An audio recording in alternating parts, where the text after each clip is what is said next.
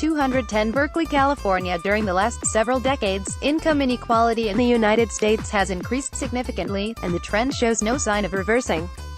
The last time inequality was as high as it is now was just before the Great Depression. Such a high level of inequality is not only incompatible with widely held norms of social justice and equality of opportunity, it poses a serious threat to America's economy and democracy. Underlying the country's soaring inequality is income stagnation for the majority of Americans. With an expanding share of the gains from economic growth flowing to a tiny fraction of high-income U.S.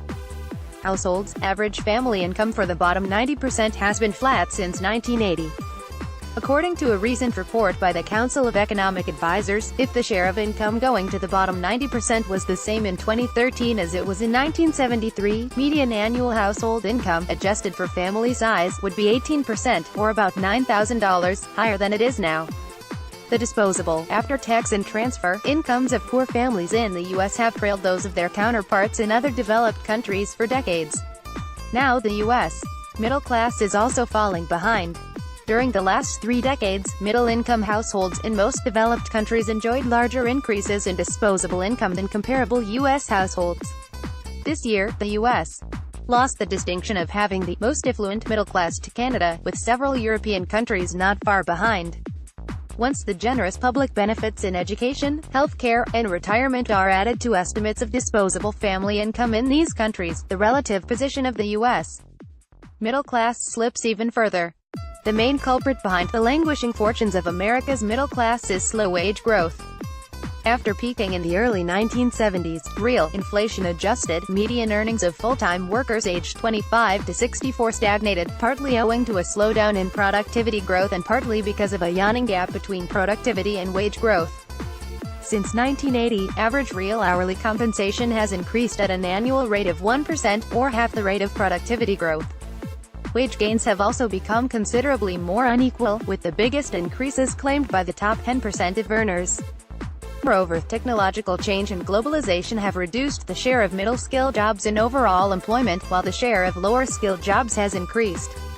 These trends, along with a falling labor force participation rate during the last decade, explain the stagnation of middle-class incomes.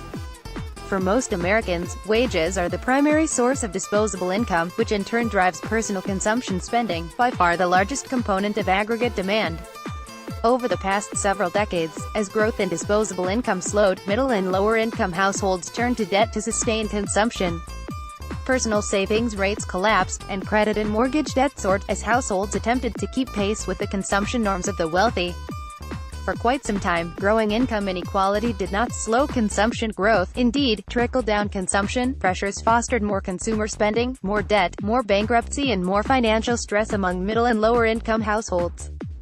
The moment of reckoning arrived with the 2007-2008 financial crisis. Since then, aggregate consumption growth has been lackluster, as middle and lower-income families have been forced to reduce their borrowing and pay down their debt, often through painful defaults on their homes, their primary, and often their only, asset.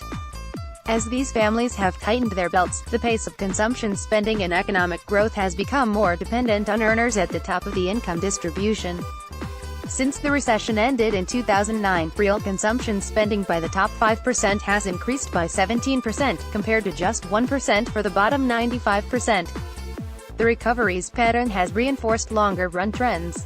In 2012, the top 5% of earners accounted for 38% of personal consumption expenditure, compared to 27% in 1995.